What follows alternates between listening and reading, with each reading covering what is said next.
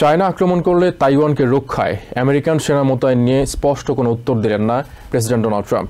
রোববার প্রচারিত সিবিএস নিউজের 60 মিনিটসে ট্রাম্প বলেন, বিষয়টি গোপনীয় এবং এই বিষয়ে প্রকাশ্যে তিনি কিছু বলতে চান না। তবে তিনি জানান, বেইজিং বেশ ভালো করেই জানে এর পরিণতি সুখকর হবে না। এছাড়া আইসের অভিবাসী বিরোধী আগ্রাসী অভিযানে বিতর্কের কিছু দেখেন না বলে জানালেন প্রেসিডেন্ট। সেই সাথে দেশের ইতিহাসে সম্ভাব্য দীর্ঘতম শাটডাউনের জন্য ডেমোক্র্যাটদের দোষলেন তিনি। অন্যদিকে আগামী মঙ্গলবার নিউ ইয়র্ক সিটি মেয়র নির্বাচনে ডেমোক্রেটিক প্রার্থী জোরান মামদানিকে আবারও কমিউনিস্ট হিসেবে কটাক্ষ করলেন ট্রাম্প। তার সাথে তুলনা প্রসঙ্গে প্রেসিডেন্ট বলেন, মামদানির চেয়ে দেখতে অনেক সুদর্শন তিনি। সিবিএস নিউজের সাথে প্রেসিডেন্ট ডোনাল্ড ট্রাম্পের সম্পর্কটা তেমন সুখকর নয়। 2020 সালে 60 মিনিটস অনুষ্ঠান শেষ না করেই সেট থেকে বেরিয়ে যান তিনি। এরপর গত বছর নিউজ চ্যানেলটির মূল মালিকানাধীন প্রতিষ্ঠান প্যারামাউন্টের বিরুদ্ধেও মামলা করেন, যা মেটাতে $16 মিলিয়ন গুনতে হয় সিবিএস এর প্যারেন্ট কোম্পানিটিকে। প্রায় 5 বছর পর আবারও 60 মিনিটসের সেটে ট্রাম্প। শুক্রবার ফ্লোরিডার মার-আ-লাগোর পাম বিচে নোরা ও ডোনাল্ডকে দিলেন লম্বা একান্ত সাক্ষাৎকার। রোববার তা প্রচারিত হলো, যেখানে শুরুতেই শাটডাউন ঠেকাতে কি ব্যবস্থা নিয়েছেন তিনি তা জানতে চাওয়া হয়। আমেরিকার ইতিহাসে সম্ভাব্য দীর্ঘতম শাটডাউনের জন্য ডেমোক্রেটদের আবারও দুষলেন প্রেসিডেন্ট।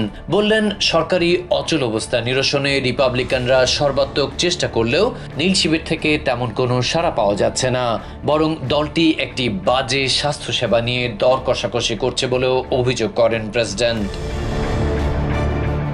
এ সময় লাল শিবিরের সেনেটরদের আরো কঠিন হওয়ার আহ্বান জানান ট্রাম্প। বলেন, প্রয়োজনে ফিলিবাস্টারের সমাপ্তি টানার পক্ষে পদক্ষেপ নিতে হবে। এক্ষেত্রে সেনেট মেজরিটি লিডার জন থুনের অগ্রণী ভূমিকা আশা করেন তিনি। সরকারি অচল অবস্থায় উদ্ভূত নানা সংকটেও ডেমোক্রেটদের দায় দেখছেন ট্রাম্প। আইসের অভিযান নিয়ে বিস্তর বিতর্ক তৈরি হচ্ছে। এই প্রসঙ্গে তিনি বলেন, শরণার্থী বিতরণে এর চেয়েও কঠিন অভিযান পরিচালনার পক্ষে তিনি। জানালেন, বামপন্থী বিচারকদের কারণে তার পরিকল্পনা মাফিক এগুতে পারছে না আইস। সম্প্রতি পরমাণু অস্ত্রের পরীক্ষার নির্দেশনা দিয়েছেন ট্রাম্প। এই প্রসঙ্গে জানতে চাওয়া হলে তিনি বলেন, প্রতিদ্বন্দ্বী রাশিয়া, চায়না ও নর্থ কোরিয়া একই ধরনের পরীক্ষা চালানোয় এমন সিদ্ধান্ত নিতে হয়েছে তাকে। আমেরিকার হাতে যেই পরিমাণ পরমাণু অস্ত্র মজুত আছে তা দিয়ে গোটা বিশ্বকে 150 বারের বেশি উড়িয়ে দেওয়া যায় দাবি করে প্রেসিডেন্ট বলেন, রাশিয়ার কাছেও বিপুল পরিমাণে পরমাণু অস্ত্র রয়েছে। তাছাড়া আরেক প্রতিপক্ষ চায়নাও এই অস্ত্রের সংগ্রহ বাড়াচ্ছে বলে তথ্য দেন তিনি। অবশ্য ক্রেমলিন ও বেইজিং কোনো ধরনের পরমাণু পরীক্ষা চালাচ্ছে না বলেই কংগ্রেস শুনানিতে জানিয়েছেন ট্রাম্পের মনোনীত অ্যাডমিরাল করেল, যিনি এই অস্ত্র সংক্রান্ত দায়িত্ব পেতে যাচ্ছেন বলে খবর দিয়েছে সিবিএস। গত বৃহস্পতিবার চায়নার প্রেসিডেন্ট শি জিনপিং এর সাথে সাউথ কোরিয়ায় বৈঠক করেছেন ট্রাম্প। সেই সূত্র ধরে প্রশ্ন আসে, তাইওয়ানকে চতুর্দিক থেকে ঘিরে ধরছে বেইজিং। যদি শেষ পর্যন্ত স্বায়ত্তশাসিত দ্বীপটি আক্রমণ করে বসে, সেক্ষেত্রে কি করবেন তিনি? চায়না আক্রমণ করলে তাইওয়ানকে রক্ষায় আমেরিকান সেনা মোতায়েন নিয়ে স্পষ্ট কোনো উত্তর দিলেন না প্রেসিডেন্ট। বললেন, বিষয়টি গোপনীয় এবং এই বিষয়ে প্রকাশ্যে তিনি কিছু বলতে চান না। তবে তিনি জানালেন, বেইজিং বেশ ভালো করেই জানে এর পরিণতি সুখকর হবে না। অনুষ্ঠানে নিজেকে পিস প্রেসিডেন্ট উল্লেখ করে ডোনাল্ড ট্রাম্প জানান, ইতিমধ্যে 8টি যুদ্ধ থামিয়েছেন তিনি। তার একটি তালিকাও ক্যামেরার সামনে তুলে ধরেন তিনি। সেই সাথে ইউক্রেন যুদ্ধ খুব দ্রুত একটি সুন্দর পরিণতি পাবে বলে আশাবাদী আমেরিকার কমান্ডার ইন চিফ। অন্যদিকে আসছে মঙ্গলবারের নিউ ইয়র্কের সিটি মেয়র নির্বাচনে ডেমোক্রেটিক প্রার্থী জোরান মামদানিকে আবারও কমিউনিস্ট হিসাবে কটাক্ষ করলেন ট্রাম্প। তার সাথে তুলনা প্রসঙ্গে প্রেসিডেন্ট বলেন, মামদানির চেয়ে দেখতে অনেক সুদর্শন তিনি। নিউ ইয়র্ক সিটির আগাম ভোটের শেষ দিন রবিবার ভোট কেন্দ্রে ভোটার উপস্থিতি তুলনামূলক বেশি দেখা যায়। এদিন সকাল 9টা থেকে বিকেল 5টা পর্যন্ত ভোটাধিকার প্রয়োগের সময় থাকলেও ভোটাররা নিজেদের পছন্দ মতো সময়ে পরিবার, পরিজন ও বন্ধু স্বজন নিয়ে ভোট কেন্দ্রে গিয়ে ভোটাধিকার প্রয়োগ করে। নিউ ইয়র্ক টাইমসের সবশেষ তথ্য অনুযায়ী মেয়র নির্বাচনে 735,000 বাসিন্দা আগাম ভোট দিয়েছেন। নিজেদের পছন্দের মেয়র, অ্যাসেম্বলিম্যান সহ একাধিক পদে জনপ্রতিনিধি বাছাইয়ে গত 25 অক্টোবর থেকে শুরু হয় 9 দিনব্যাপী আগাম ভোট। এই সময়ের মধ্যে নিজেদের পছন্দের প্রার্থীর জয় নিশ্চিত করতে আগাম ভোট দিয়েছেন রেকর্ড 584,000-এর বেশি ভোটার, যা গত নির্বাচনের প্রায় 5 গুণ। রবিবার আগাম ভোট দেওয়ার শেষ দিন। সকাল থেকেই ক্রমান্বয়ে কেন্দ্রগুলোতে বাড়তে থাকে ভোটারদের উপস্থিতি। ভোট তো আমাদের দেওয়া উচিত এই দেশের জন্য, ওই জন্যই ভোট দিয়ে আজকে অনেক হ্যাপি আছি। টুইডে আরো বড় লাইন হবে, এই জন্য চিন্তা করলাম আগে দিয়ে দিয়ে। We were excited to vote and it's helpful to have early results, and it's just the same as voting on election day but a different day. রাস্তাঘাট আমাদের স্টেট সবকিছু মিলিয়ে সমগ্রভাবে ওইগুলোর কোনো উন্নয়ন যেভাবে হওয়ার কথা তেমনভাবে হয় নাই। Make one history. Zohran Mamdani is making history in so many different contexts.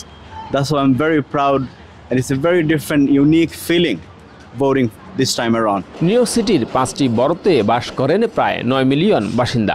এর মধ্যে ভোটারের সংখ্যা প্রায় 5.5 মিলিয়ন। নিউ ইয়র্কের গণমুখী উন্নয়নে নিজেদের মতামত প্রকাশ করতেই এবারের ভোটে তারুণের অংশগ্রহণ ছিল চোখে পড়ার মতো। Corrupt mayor currently, and we've had a disgraced former governor who's running. Mamdani policy গুলো অনেক alignment করতে পারে, আমাদের immigrant community, আমাদের বাংলাদেশি community alignment করতে পারে। It's a vote for me because I'm for the working people, working class, middle class, and people who are struggling in this country. It's about the silent majority to come out and vote. Much more affordable city, a much safer city for all of us, one where we all feel like we benefit from it. It's a very historic election. এবারের নির্বাচনে বাংলাদেশি আমেরিকানদের অংশগ্রহণ তুলনামূলকভাবে বেড়েছে। অধিকার আদায় সহ নিজেদের মূলধারার আমেরিকানদের সঙ্গে সম্পৃক্ত করতে তরুণ মেধাবী প্রজন্মকে এগিয়ে নিতে ভোটাধিকার প্রয়োগের উপর গুরুত্ব দিয়েছেন ভোটাররা। ভোট দিতে হবে যেন আমাদের পলিসিগুলো আমাদের ভোটের মাধ্যমে ডিসাইডেড হয় এবং আমাদের মেয়র ভাবে নির্বাচিত হতে। 4 তারিখ অবশ্যই তাদের ভোট দিয়ে তার নিজের ভোটিং অধিকার এবং তার নিজের পার্সোনাল বা কমিউনিটি অধিকার নিজেরা বুঝে নিবে। মঙ্গলবার অনুষ্ঠিত হবে নিউ ইয়র্ক সিটির চূড়ান্ত নির্বাচন। আর্লি ভোটের শেষ দিনও যেসব বাংলাদেশি আমেরিকানরা এখনও ভোটাধিকার প্রয়োগ করেননি, কমিউনিটির বিশেষজনরা বলছেন তারা সবাই যেন আগামী 4 নভেম্বর চূড়ান্ত ভোটের দিন নিজেদের ভোটাধিকার প্রয়োগ করেন, কারণ এর মাধ্যমেই নিজেদের কমিউনিটির এবং সন্তানদের অধিকার আদায় প্রতিষ্ঠা সহজ হয়। নিউ ইয়র্ক সিটির মেয়র নির্বাচনে শেষ মুহূর্তের প্রচারে ভোটারদের সমর্থন আদায়ের চেষ্টা করে ব্যস্ত সময় কাটালেন প্রার্থীরা। রবিবার ভোটারদের কাছে নির্বাচনী প্রতিশ্রুতি তুলে ধরার পাশাপাশি বিভিন্ন গণমাধ্যমে সাক্ষাৎকার দেন জোরান মামদানি, অ্যান্ড্রিউ কুওমো এবং কার্টিস লিওয়া। নিউ ইয়র্ক সিটিকে বাসিন্দাদের জন্য নিরাপদ ও বাসযোগ্য হিসেবে গড়ে তুলতে নিজেদের নানা পরিকল্পনার কথা পুনর্ব্যক্ত করেন তারা। নিউ ইয়র্ক সিটির মেয়র নির্বাচন যতই ঘনিয়ে আসছে ততই শহরের ক্রমবর্ধমান ব্যয়, আবাসন সংকট ও নিরাপত্তার মতো গুরুত্বপূর্ণ বিষয়গুলো ভোটারদের সিদ্ধান্তের কেন্দ্রে উঠে আসছে। মঙ্গলবারের নির্বাচনকে সামনে রেখে ডেমোক্রেটিক প্রার্থী জোরান মামদানি, স্বতন্ত্র প্রার্থী অ্যান্ড্রিউ কুওমো এবং রিপাবলিকান প্রার্থী কার্টিস লিওয়া, এই 3 প্রধান প্রতিদ্বন্দ্বীর মধ্যে লড়াই এখন তুঙ্গে। মামদানি তার প্রচারে নিউ ইয়র্কের ব্যাপক বৈচিত্র্যকে তার শক্তি হিসেবে তুলে ধরেছেন, একই সাথে অভিবাসী সমাজের কণ্ঠস্বর হয়ে ওঠারও অঙ্গীকার করেছেন তিনি। প্রতিপক্ষ সাবেক গভর্নর কুওমোকে কড়া ভাষায় আক্রমণ করে তাকে প্রেসিডেন্ট ট্রাম্পের পুতুল এবং তোতাপাখি বলে অভিহিত করেন মামদানি। তিনি বলেন, ট্রাম্পের মতো ঘৃণা ও বিভাজনের ভাষায় কথা বলছেন কুওমো। অন্যদিকে মামদানির পরিকল্পনাগুলোকে অবাস্তব সমাজতান্ত্রিক স্লোগান বলে উড়িয়ে দিয়েছেন অ্যান্ড্রিউ কুওমো। একই সাথে শহরের নিরাপত্তা জোরদার এবং 5,000 নতুন পুলিশ নিয়োগের প্রতিশ্রুতি দিয়ে ভোটারদের আস্থা অর্জনের চেষ্টা করছেন তিনি। মামদানি বর্তমানে জনমত জরিপে এগিয়ে থাকলেও ব্যবধান দ্রুত কমিয়ে আনছেন বলে দাবি করছেন কুওমো। রিপাবলিকান প্রার্থী কার্টিস লিওয়াকেও অযোগ্য প্রতিদ্বন্দ্বী বলে বিদ্রূপ করে বলেন, তাকে দেওয়া প্রতিটি ভোটই মামদানিকে জেতাতে সাহায্য করবে। আর মামদানির মতো একজন সমাজতান্ত্রিক নেতার হাতে শহরের ভার গেলে তা নিউ ইয়র্ক সিটির জন্য ভয়ঙ্কর ক্ষতির কারণ হবে। মেয়র নির্বাচিত হলে প্রেসিডেন্ট ট্রাম্পের সাথেও কাজ করতে প্রস্তুত বলে জানান কুওমো। লড়াইয়ে থাকা রিপাবলিকান প্রার্থী কার্টিস লিওয়া ঘোষণা করেছেন তিনি নিউ ইয়র্কের নির্বাচনে জয়ী হতে দৃঢ় প্রতিজ্ঞ। নিজেকে আইন শৃঙ্খলার রক্ষাকর্তা দাবি করে দ্বিতীয় রুডি জুলিয়ানি হয়ে ওঠার প্রত্যয় ব্যক্ত করেন তিনি। এদিকে মূল নির্বাচনের আগে রেকর্ড 735,000 ভোটারের ভোটদানের মধ্য দিয়ে রবিবার শেষ হয়েছে নিউ ইয়র্ক সিটির আগাম ভোট গ্রহণ।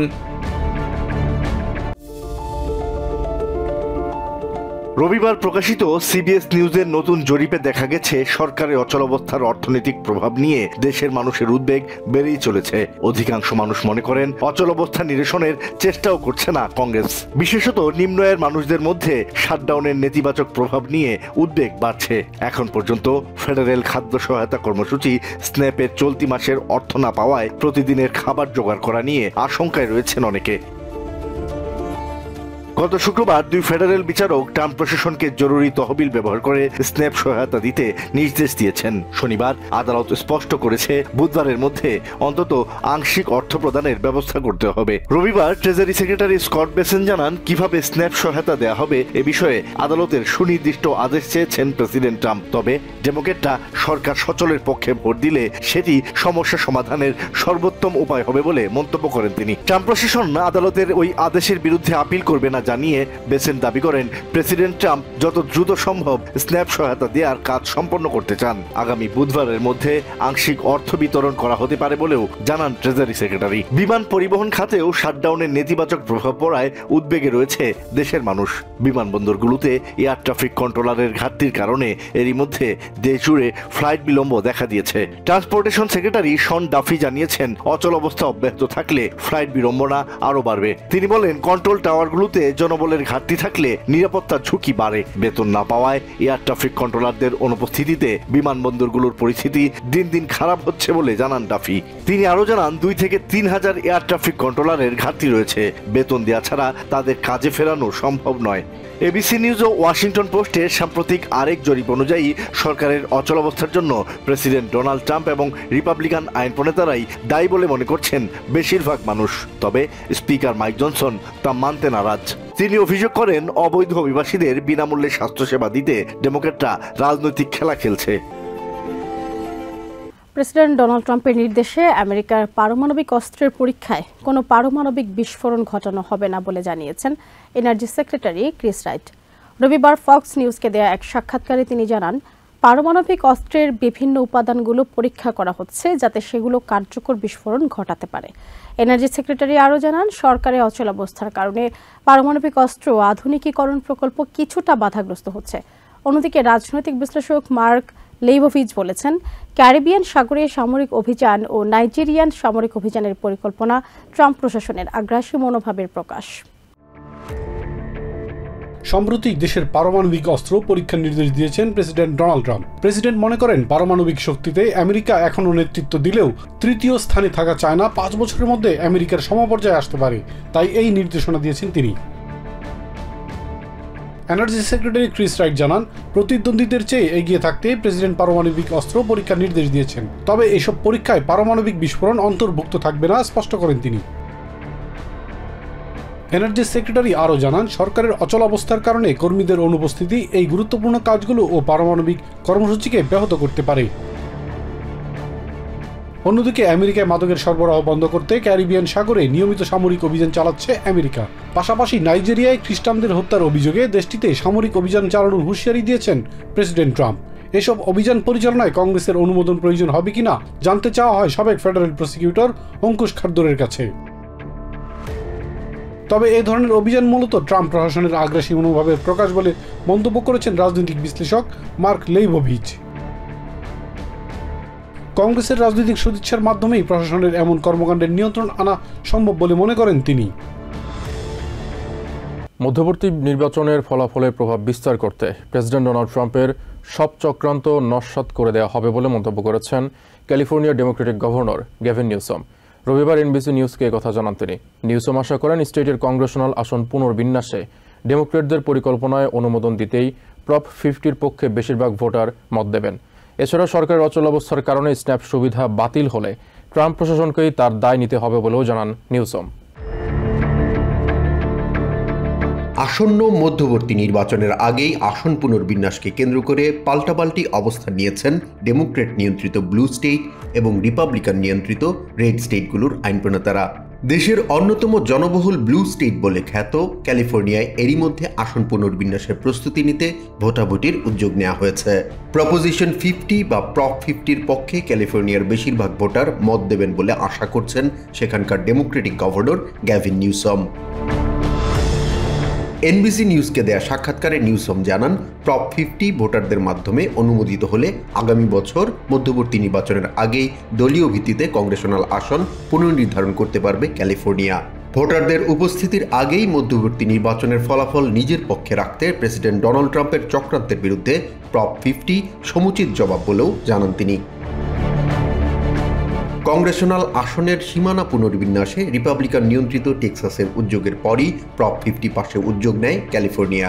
প্রপ 50-র পক্ষে সংখ্যাগরিষ্ঠ ভোটারদের সম্মতি পেলে ক্যালিফোর্নিয়ার স্বাধীন কমিশনের মাধ্যমে গৃহীত কংগ্রেশনাল আসনের সীমানা অস্থায়ীভাবে বাতিল করা হবে। এরপর ডেমোক্রেটদের 5টি আসন বাড়িয়ে নতুন করে কংগ্রেশনাল আসন পুনর্বিন্যাস করা হবে। ক্যালিফোর্নিয়ার পর বেশ কয়েকটি ডেমোক্রেটিক স্টেটে প্রেসিডেন্ট ট্রাম্প ও তার সমর্থকদের বিরুদ্ধে পাল্টা পরিকল্পনার বিষয়ে আশার কথা জানান গভর্নর নিউসাম। রিপাবলিকান স্টেটগুলোর আসন পুনর্বিন্যাসের মাধ্যমে ট্রাম্প নিয়ম বদলাচ্ছেন এবং নতুন করে খেলা সাজাচ্ছেন অভিযোগ করে নিউসাম বলেন, ট্রাম্প ভাবেননি আগুনের জবাবে ক্যালিফোর্নিয়া আগুনের মাধ্যমেই উত্তর দিতে পারে। সরকারের অচলাবস্থার কারণে স্ন্যাপ সুবিধা বাতিল হলে ট্রাম্প প্রশাসনকেই দায় নিতে হবে জানিয়ে নিউসাম বলেন, শেষ মুহূর্তে এসে জরুরি সংরক্ষিত তহবিল নিয়ে ধোঁয়াশার সৃষ্টি করে কয়েক মিলিয়ন মানুষকে বিপদে ফেলতে চাইছে ট্রাম্প প্রশাসন। দেশে হেলথ কেয়ার সংকট সৃষ্টি করে প্রেসিডেন্ট ট্রাম্প ও তার কট্টর সমর্থকরা রাজনীতি শুরু করলেও ডেমোক্রেটরা বেশিরভাগ মানুষের পক্ষ নিয়েছেন বলে দাবি করেন নিউসম। তিনি অভিযোগ করেন, দেশের মানুষের কোনো বিপদকেই আমলে নেন না ট্রাম্প। হেলথ কেয়ার সুবিধায় বরাদ্দ দিতে অসুবিধা হলেও অন্যান্য অপ্রয়োজনীয় খাতে বরাদ্দ দিয়ে যাচ্ছেন প্রেসিডেন্ট। গত প্রেসিডেন্ট নির্বাচনে জো বাইডেনকে সমর্থন দিয়ে ভুল করেননি জানিয়ে ক্যালিফোর্নিয়ার ডেমোক্রেটিক গভর্নর বলেন, দেশের অর্থনীতিকে এগিয়ে নিতে বাইডেন যা কিছু করেছেন তার প্রতি কৃতজ্ঞ থাকা উচিত। দেশের বেশিরভাগ মানুষের কাছে ডেমোক্রেটরা আশা ভরসার আশ্রয়স্থল হয়ে উঠেছেন জানিয়ে নিউসম বলেন, প্রেসিডেন্ট নির্বাচনের পর ডেমোক্রেটিক পার্টি আবারও সঠিক পথে ফিরে এসেছে। আগামী মধ্যবর্তী নির্বাচনে ডেমোক্রেটরা কংগ্রেসের সংখ্যাগরিষ্ঠতা ফিরে পেলে ট্রাম্প প্রশাসন কার্যত নিষ্ক্রিয় হয়ে পড়বে বলেও মনে করেন এই ডেমোক্রেটিক গভর্নর। দেশের ফেডারেল আদালতগুলোকে জনগণের চোখে অবৈধ হিসেবে তুলে ধরা এবং তাদের ভয় দেখিয়ে নিজের পক্ষে রায় দিতে বাধ্য করা প্রেসিডেন্ট ডোনাল্ড ট্রাম্পের লক্ষ্য বলে মন্তব্য করেছেন সাবেক ফেডারেল বিচারক জেমস মাইকেল লুটিগ। রবিবার MSNBC-কে তিনি বলেন, এর আগে ফেডারেল বিচারকদের ওপর কোনো প্রেসিডেন্টের এমন নিষ্ঠুর আক্রমণ দেখা যায়নি। ক্ষমতার অপব্যবহার রোধে সুপ্রিম কোর্টের দায়িত্ব পালনে ব্যর্থতাকে এর জন্য দায়ী করেন লুটিগ। অন্যদিকে রিপাবলিকান সেনেটর এরিক স্মিথ দাবি করেছেন, প্রেসিডেন্ট ট্রাম্পকে আর্থিকভাবে দেউলিয়া করে দেয়া এবং তাকে আজীবন কারাগারে রাখার লক্ষ্যে জাস্টিস ডিপার্টমেন্টকে ব্যবহার করে বাইডেন প্রশাসন। ইউএস কোর্ট অফ আপিলসের 4th সার্কিটের বিচারক হিসেবে 15 বছর দায়িত্ব পালন করা মাইকেল লুটিগের মতে ক্ষমতার অপব্যবহার রোধ করার বিষয়ে সুপ্রিম কোর্ট আস্থা অর্জন করতে পারেনি, যার ফলে ফেডারেল বিচারকরা এখন সর্বোচ্চ আদালতের পরিবর্তে সরাসরি দেশের জনগণের কাছে নিজেদের বক্তব্য তুলে ধরছেন। দেশের ইতিহাসে এমনটি এর আগে কখনোই দেখা যায়নি বলে মন্তব্য করেন তিনি। লুটিগ বলেন, ফেডারেল বিচার ব্যবস্থা ও বিচারকদের ওপর প্রেসিডেন্ট ট্রাম্প নিষ্ঠুর আক্রমণ চালাচ্ছেন। এর কারণটিও খুব স্পষ্ট। তবে তিনি বিশ্বাস করেন, বিচারকরা আক্রমণ বা ভয়ভীতিতে দমে যাবেন না, তারা সংবিধান রক্ষার শপথ ধরে রাখবেন। সুপ্রিম কোর্ট এবং প্রধান বিচারপতির উপর দেশ বা সংবিধান রক্ষার চেয়ে বড় কোনো দায়িত্ব নেই উল্লেখ করে লুটিগ বলেন, ফেডারেল আদালত এবং বিচারকদের উপর আক্রমণের তীব্র নিন্দা জানানো উচিত সর্বোচ্চ আদালতের। সাবেক ফেডারেল বিচারক আরো বলেন, সুপ্রিম কোর্ট দেশের সংকটকালীন মুহূর্তে এগিয়ে না এলে জনগণকেই গণতন্ত্র রক্ষা করতে হবে। অন্যদিকে রিপাবলিকান সেনেটর এরিক স্মিথের দাবি, জাস্টিস ডিপার্টমেন্টকে রাজনীতিকরণের একজন ভুক্তভোগী প্রেসিডেন্ট ট্রাম্প। তিনি অভিযোগ করেন, প্রেসিডেন্ট ট্রাম্পকে লক্ষ্যবস্তু বানানোর জন্যই জ্যাক স্মিথকে স্পেশাল কাউন্সিল হিসেবে নিয়োগ দেওয়া হয়েছিল। স্মিথ সব সীমা অতিক্রম করেছিলেন বলেও মন্তব্য করেন স্মিথ। একই অভিযোগ করেন আরেক রিপাবলিকান সেনেটর টেড ক্রুজ। তিনি বলেন, বাইডেন প্রশাসনের ক্ষমতার অপব্যবহারের মাত্রা ওয়াটারগেট কেলেঙ্কারিকেও ছাড়িয়ে গেছে। প্রেসিডেন্ট ট্রাম্পের নির্বাচনে অংশ নেওয়া ঠেকাতেই তার বিরুদ্ধে একের পর এক মামলা করা হয়েছিল বলে মন্তব্য করেন ক্রুজ। নিউ ইয়র্ক থেকে সম্প্রচারিত TVN 24 টেলিভিশন বিশ্বজুড়ে বাঙালির কণ্ঠস্বর।